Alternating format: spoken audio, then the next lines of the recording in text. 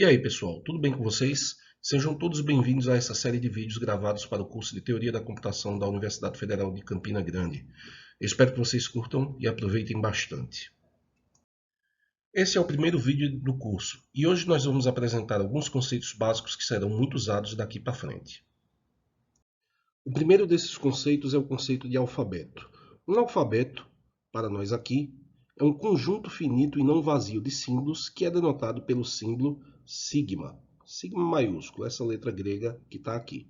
Tá? Exemplos de alfabeto. Diversos. Nós temos, por exemplo, o alfabeto binário, que é composto pelos símbolos 0 e 1. Nós temos o alfabeto do conjunto das letras minúsculas, que é composto pelos símbolos A, B, C, D, até Z, tudo minúsculo. Eu poderia também ter o conjunto das letras maiúsculas, que seria formado pelos símbolos A, B, C até Z, mas, nesse caso, maiúsculos. Os caracteres da tabela ASCII também são um exemplo de alfabeto.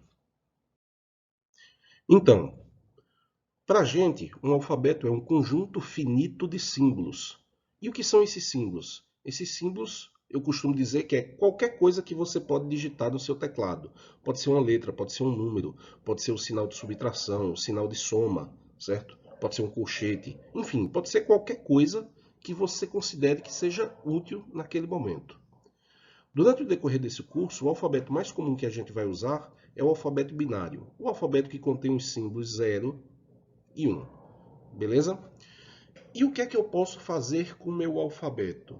Ora, o que é que a gente faz no idioma da gente? A gente pega as letras do alfabeto e constrói palavras. Então, eu vou pegar o meu alfabeto agora e eu vou construir cadeias de símbolos utilizando ele. Então, por exemplo, se eu tenho o alfabeto 01, uma possível cadeia que eu posso construir com ele é a cadeia que contém os símbolos 1001. A partir dos símbolos do alfabeto, nós podemos construir palavras. Uma palavra, também chamada de cadeia ou string, nada mais é do que uma sequência finita de símbolos de um determinado alfabeto. Então, por exemplo, se nós considerarmos o alfabeto binário, ou seja, aquele que contém os símbolos 0 e 1, nós podemos construir qualquer cadeia binária, qualquer string binária, como por exemplo 01, 01, 11 ou 0001, enfim, qualquer coisa. O símbolo epsilon ele é usado para denotar a palavra vazia. A palavra vazia é a palavra que não contém nenhum símbolo. Olha só, observem que quando eu digo nenhum símbolo, é nenhum mesmo. Nem mesmo espaço em branco. O espaço em branco ele é um símbolo e que se você construir uma palavra que contém apenas ele, você está construindo uma palavra que contém o espaço em branco. A palavra vazia, ela não contém nenhuma e é denotado por essa letra aqui, epsilon, tá? Toda palavra tem um comprimento, que é a quantidade de símbolos dessa palavra. E a gente usa essa notaçãozinha aqui para denotar o comprimento da palavra W. Então, por exemplo, se W for a palavra 001, eu vou dizer que o comprimento de W é 3. Se W for a palavra 0110, o comprimento dela é 4. E a palavra vazia? Bom, a palavra vazia não tem nenhum símbolo, portanto, o comprimento da palavra vazia é 0. Uma palavra sobre um determinado alfabeto pode ser qualquer sequência finita de caracteres ou letras, que podem ou não incluir espaços, e são separados, ou seja, as palavras são separadas por caracteres de separação específicos. Esse caractere de separação de palavras não faz parte do alfabeto. Se sigma é um alfabeto, nós podemos expressar o conjunto de todas as palavras construídas sobre sigma de comprimento k usando a notação exponencial. Por exemplo, sigma elevado a k vai ser o conjunto de todas as palavras construídas em cima de sigma, sobre sigma, que tenham o comprimento k. Por exemplo, sigma elevado a zero é a palavra vazia. Não importa qual seja o alfabeto. Para qualquer alfabeto, eu posso construir a palavra vazia a partir dele, mesmo que o símbolo vazio não faça parte do alfabeto. Então, sigma elevado a zero é o conjunto que contém a palavra vazia. Se eu considerar o alfabeto binário, tá? 0, 1, como está aqui, sigma elevado a 1 vão ser o conjunto das palavras de comprimento 1. Aliás, vai ser o conjunto das palavras de comprimento 1, que é a palavra 0 e a palavra 1. Note que não é o símbolo 0 e o símbolo 1, é a palavra 0 e a palavra 1. Sigma elevado a 2 vai ser o comprimento de todas as palavras de comprimento 2. 0, 0, 0, 1, 1, 0, 1, 1. E por aí vai. Observe que sigma é diferente de sigma elevado a 1. Sigma é o alfabeto que contém os símbolos 0, 1. E sigma elevado a 1 é um conjunto de palavras com as palavras 0 e a palavra 1. O fechamento de Kleene ou operação estrela é uma operação unária que pode ser aplicada a conjuntos. Então, sigma estrela, dado que sigma é um alfabeto, é o conjunto de todas as palavras que podem ser construídas utilizando esse alfabeto sigma. Se sigma for alfabeto binário, por exemplo, 0, 1, o fechamento de Kleene de sigma, o sigma estrela, vai ser o conjunto que contém a palavra vazia, palavra 0, palavra 1, 00, 01, 10, 11, 000, 001, 010 e por aí vai. Ou seja, o fechamento de Kleene ele é a união do sigma elevado a 0 com sigma elevado a 1, com sigma elevado a 2 e por aí vai. Tá?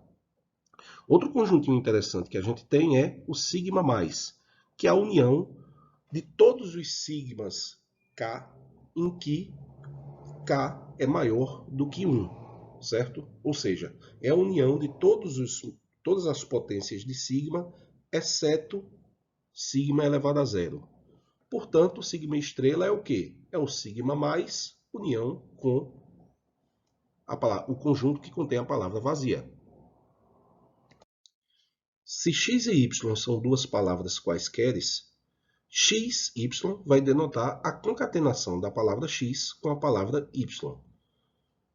Mais precisamente, se x for a palavra que contém os símbolos A1, A2, A3, A4, AN, e y é B1, B2, B3, BM, a concatenação de x e y vai ser A1, A2, A3, AN, B1, B2, B3, BM, certo? Palavras são concatenadas para gerar novas palavras. Por exemplo, se x for 00 e y for 11, xy vai ser 0011 e yx vai ser a palavra 1100. Note que x concatenado com y não necessariamente vai ser igual a y concatenado com x. Pode ser que sim, mas não é necessariamente, isso não necessariamente vai acontecer, certo? Qualquer palavra, para qualquer palavra, qualquer uma, de qualquer linguagem, a palavra vazia concatenada com ela, epsilon concatenado com a palavra w, é igual a w concatenado com epsilon, tá? Que é igual à própria palavra w. Ou seja, epsilon é a operação identidade, é a identidade quando a gente fala de concatenação, tá bom? Se eu tiver dois subconjuntos de sigma estrela, tá? Ou seja, eu tenho meu sigma estrela que é o conjunto de todas as palavras. Eu pego dois subconjuntos quaisquer de sigma estrela, S e T. S concatenado com T vai ser o conjunto formado por todas as palavras S que estão no conjunto S, concatenado com todas as palavras T que estão no conjunto T. Tá bom? Então, se, por exemplo, deixa eu botar aqui, se S for igual a 0, palavra 0, e T for igual às palavras 0, 1 e 1, 0. S concatenado com T vai me resultar nas palavras. Quais? 0 concatenado com 0, 1. 0 concatenado com 1, 0. E já temos. Entenderam? E aí nós temos agora o conjunto de linguagens. Olha só, a gente veio construindo um conhecimento interessante. Nós temos o conceito de símbolo, esses símbolos são juntados em um conjunto que a gente chama de alfabeto. Depois eu pego o meu alfabeto e construo palavras.